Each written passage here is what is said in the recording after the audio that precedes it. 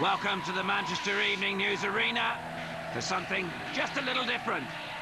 10 years ago, you would probably have been certified for even suggesting racing motocross bikes on a dirt track indoors. But these days, it's big business.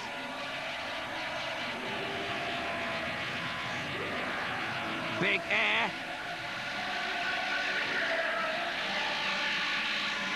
And big names equals big crowds.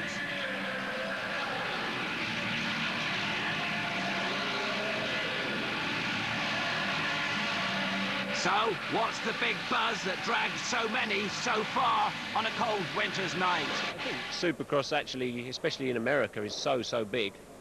There's huge contracts, huge amounts of money to be made out there. And the attraction, I think for kids nowadays, it's indoors, it's dry, there's no mud. It's an attraction for all of us, actually. It's always a spectacle, especially in England, because we're just not used to seeing it. So, you know, the fans will get right behind them, and I think the races should be good later on in the night when the big guns get out. It's going to be awesome. I was in Ireland and I saw it in a magazine, so I thought, well, it's my only chance to get over here and have a look at it. I'd never see it in Australia, so yeah, here I am. Oh, words can't explain it. It's unbelievable.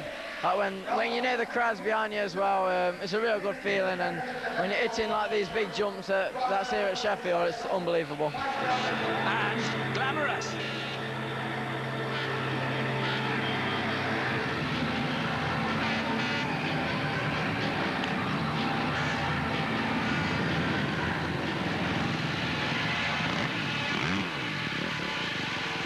It's hard to imagine just 12 hours ago, this was an empty stadium apart from an ice hockey pitch. Mind you, with a couple of lorries,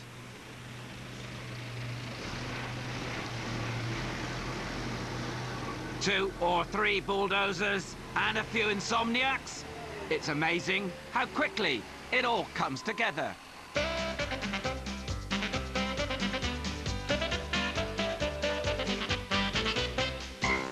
And this is what you finish up with. Double and triple jumps at the top and bottom, a section of whoops, second from the top, and a start run from the left, and a tabletop finish on the right. Trouble is, you have to do it 20 times. There is, of course, a natural option. If the track isn't quite to your liking, you can always add a few finishing touches. Mike, are you gaining an unfair advantage here? Well, they wanted us to jump the triples, and none of us didn't practice, so I told them I had one at home. I could help them fix the face, see if we can do it. So you've not only going to compete later on, but you've also been involved in designing the track, is that right? I guess you could say that now, yeah. I was just trying to make it a little more fun for us, more jumps for the spectators. So what will be the consequence of the work you've just been doing? What will happen? Hopefully we'll triple the 3 jumps instead of just double. Just describe to me what triple means. Well, instead of jumping or rolling each one individually, we're going to hit it and jump all 3 of them. All right. Just like that. Well, I don't know if you can hear me above the din here at the M.E.N Arena, but it's going to go mad in a moment because the riders are coming out for the jump. They're going to rush up here like this and then dive over the other side, giving it big air up on top. It's going to be brilliant. You'll enjoy it. The jump competition, always a favourite on Supercross night, involves 3 riders who perform 3 different jumps for a cash pot of £500. And the 3 challengers taking on the big ramp tonight are Gary Taylor, Great Britain, Darcy Lange, Canada, and that man, the flying matador from Spain, Edgar Tarantaros. Plenty of pull from him all day, and he goes first, down the straight, up the ramp, and big air, and at least 35 feet off the top of the jump. That's a great opener. Let's take a closer look. A classic backbender, and he landed it well. Tarantaros whipping up the crowd. They love all of that. Second jump coming up. And it's a can-can for the Spaniard, and even higher. That's a massive leap. It's all judged on crowd reaction and applause, or noise as it is on this occasion. Third and final jump coming up for Edgar Tarantaros, and it's a Superman to finish. Those are the 3 jumps that will take some beating, and the crowd loved that one. No prizes for guessing, how this particular jug got its name. Next up on the ramp, the extravagant headgear goes with a pretty extrovert young British rider. Just 16 years old and a showman through and through already. His first jump coming up. And how about that? Can again for an opener. Gary Taylor, not quite as much air as Tarantaras, but the crowd liked it, and that's what matters. Taylor, like Tarantaras, likes geeing up the crowd. Here he goes. This is jump 2. Down the straight. Up the ramp. Oh, and completely out of shape on that one. Almost lands himself out of the competition. Still milking the crowd, but the shake of the head is disappointment. Looking to produce a knack-knack, but never quite ahead of the game. So, one more opportunity to get that applause. That's more like the Gary Taylor who won the competition here last year. The height was good, the landing was perfect, but is it good enough to beat the Spaniard? Well, he obviously thinks so. But it's the crowd that count. And again, they're not quite as much air as Tarantaras, but it's going to be close. And he knows it. So, third kid on the skid, Canadian Darcy Lange. And he will need to produce something quite dramatic if the cash is to go his way. Oh, well, that is probably best described as a warm-up. A shake of the head from Lange. A few more pints go down. The girls are dancing. It's rock and roll time for the Canadian. Oh, in show jumping terms, that's a refusal. So things not going quite Darcy's way. He has to gather himself for one final shot. In over the tabletop. The crowd are right behind him. Up the ramp, and that's quite magnificent. It's a double heel clicker, and the crowd did enjoy that one. It won't be good enough to topple Tarantaras, however.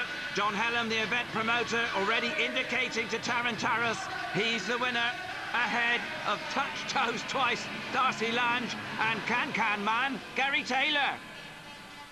So, onto the tabletop for the Spaniard, who is called upon by the crowd to perform an encore, and here he goes. And the flash guns all around the arena in unison to round off this jump competition. Oh, but he's not happy with his swan song, asking the officials for one more. The crowd agree with that, and it's granted. So, what from Superman this time? And it's another Superman to round things off. The man from Del Monte, he liked that one, along with 7,000 others.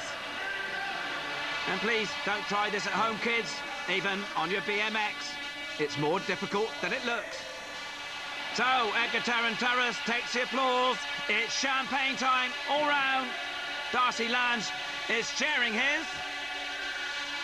Oh, would you believe that? After leaping 40 feet in the air, on his bike, off the jump, Tarantaras has now tripped over a hay bale. Well, at least it's not the last straw. Taylor sharing his champagne, and of course, there's always that £500 cash prize. It's been pandemonium here in the M.E.N arena. The drivers have not only been ripping up the course, they've been ripping up the crowd too. So while we can, we'll take a short break, back in a couple of minutes.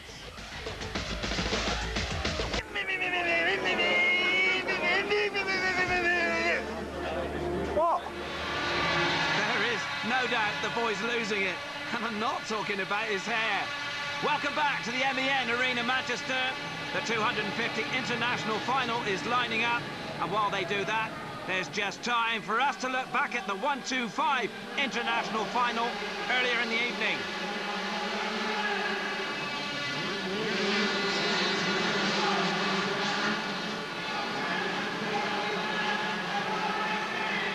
And the big names to watch out for: number 7, Neil Prince, Great Britain, and number 24, Roderick Payne from France. But it was number 3, Canadian Darcy Lange, who was leading all the way on lap 1.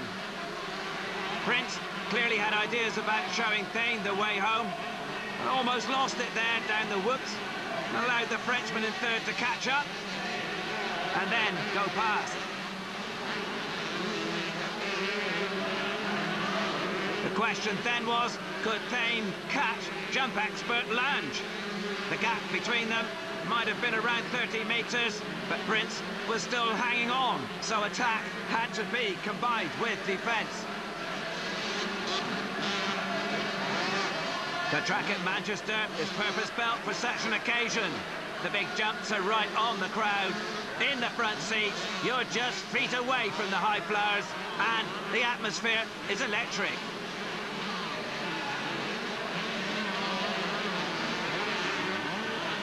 It was gripping stuff, and it took Thane almost 10 of the 20 laps to fully get to grips with every twist and turn. But when he did, Prince was left in the dust, and Lange's lead suddenly began to look vulnerable.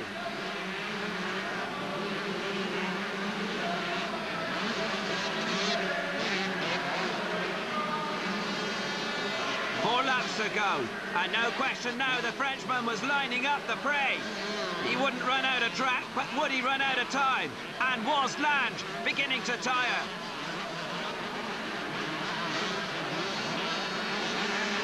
The contest suddenly had everyone on the edge of their seats. Thane, who is managed by the legendary Kurt Nickel, is renowned for his ability to stay the course. And if ever he needed those fighting qualities, it was here, right now.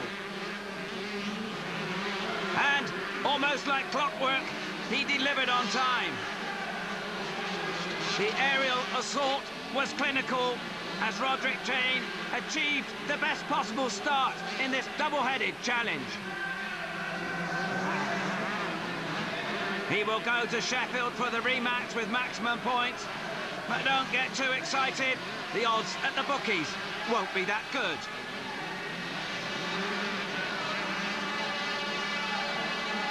Neil Prince was slightly disappointed with his third, but made amends in the British final with a fine victory over arch rivals Rob Herring and Billy Mackenzie. Well, that was earlier. This is for real. The final of the International 250cc pitches. Number 10, Jimmy Button, alongside number 3, Mike LaRocco. 100, Mike Brown, and the British favourite, number 1, Rob Herring. The final tense moments. And the countdown to the final 5 seconds. Down goes the gate, and away they go. And it's Hollis with the whole shot. Edwards, Button, and Tarantaris are next. Flockhart almost comes a cropper, and LaRocco is screaming down the outside. There he was. It's a magnificent start for Great Britain, though. Number 6, Warren Edwards, 4 or 5 metres clear of Jimmy Button. Hollis, number 17, is third. Brown 4.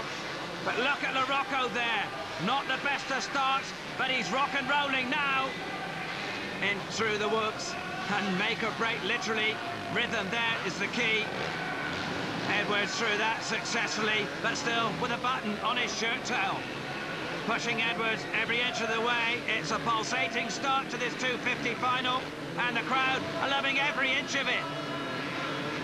Into the jump section, and Edward earns himself a little breathing space. Tarantaris has moved up to third. The jump specialist clearly at home on this type of track. Leaders on the big jump together. Button turns up the gas. Oh, and Edwards tight on the corner has dropped his bike. Jimmy Button has suddenly got a clear lead. While Warren Edwards can't believe it, the crowd cannot believe it. For 3 glorious minutes, he looked like a winner, but not anymore. And this is where it all went wrong.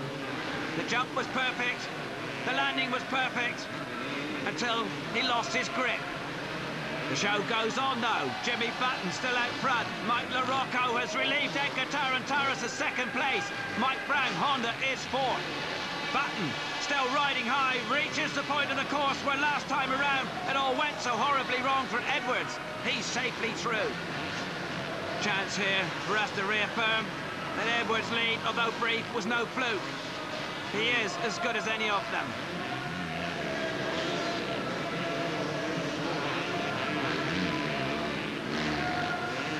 Jimmy Button, I'm sure, would agree with that. Looks over his shoulder and finds that Mike LaRocco has arrived to keep him company.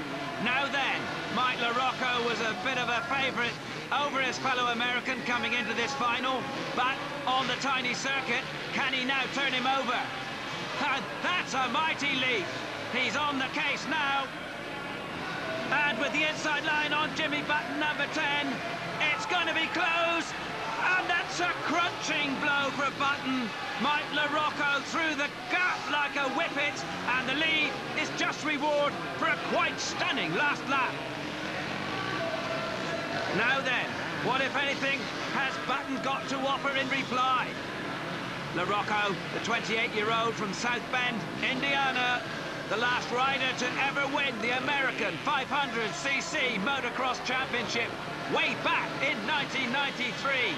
Leads here from Jimmy Button, Edgar Tarantaros and Mike Brown. And Mike Brown is some way back. And a fair-sized crowd here in Manchester, but a bit like a good sandwich, crusty on the edges, but plenty in the middle. This, one more time, is where Button was undone. The inviting gap just too much for LaRocco to ignore, accepting the gift and making a swift getaway. And Tarantaros here being closed down a little by Brown. Maybe it's all the weight of that cash in his pocket from the jump competition. LaRocco round again, hasn't got away from Button. But he's lapped Darrell Atkins, you saw there, the New Zealander. And without being kind, a little out of his depth, I think, in such company. But the experience will be invaluable. Much of the technique, of course, is similar to racing motocross outdoors, but that's where it finishes. The flat, wide-open circuits offer flat stages where you can have a rest. Here, it's a continuous pounding. Concentration required is 100%, and fitness is paramount. And Mike Button is definitely closing on Tarantaros. And maybe that makes the point. Perhaps he's tiring just a little. Brown, number 100, 27-year-old British-based with Dave Thorpe's Cat Honda outfit. Finished third to McGrath and Everts in the Sheffield Supercross last year. So can the Tennessee boy do the same again? He's certainly got sights on the Tarantaros rear wheel. And look at this, LaRocco is storming it. Button now well out of sight. This is turning into a breeze. The 1994 AMA 250 motocross champion has been in quite brilliant form over the last couple of years and joins the American Motocross de Nación team, which heads for Brazil later in the month. And Warren Edwards won't be thanking us, but here it is again, the moment that he will want to forget. Back to Jimmy Button, quite a way back now in second. Some of you might remember him racing in 1995, the 125 Motocross World Championship then, where he finished fourth. Not bad when you consider the three ahead of him were Alec Pouzard, Alessio Chiodi and Sebastian Tortelli. And we're sporting no less than 7 world titles at that time between them. Since then, Button has moved back to the States. This year, through injury, has missed much of the Supercross series, although he did manage a third at Anaheim. Outdoors has been better in the Mazda Truck Series. The Yamaha Works rider is top 3, recently winning at Washougal. And while we were away there with Jimmy Button, Mike Brown has done the deed on Edgar Tarantaros, moving him into third, where I imagine now he'll have to stay. He's some way back on Button, plus he's running out of time. In any event, third will give him useful points to carry forward to Sheffield in the second half of this double bill. LaRocco and Button won't be there. That will give him a shot at the overall title. Having said that, McGrath and Ward will be at Sheffield, so it won't be easy. Tarantaras will also miss the Sheffield event. He's on duty at home in Spain, and he'll be missed, if only for his inventive jump routine. But he's in danger here of being lapped. Mike LaRocco is screaming up behind. There he is. And such is the American's obvious advantage, he might yet lap the lot.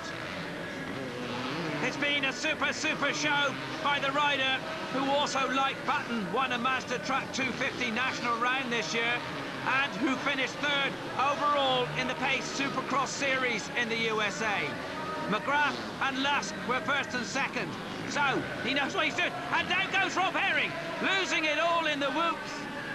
In fairness, he did say before play began, the British rider's lack of experience and practice in the art of Supercross would play a big role. And that was his big role. Here it is again. Well, I think you might almost put that down to fatigue.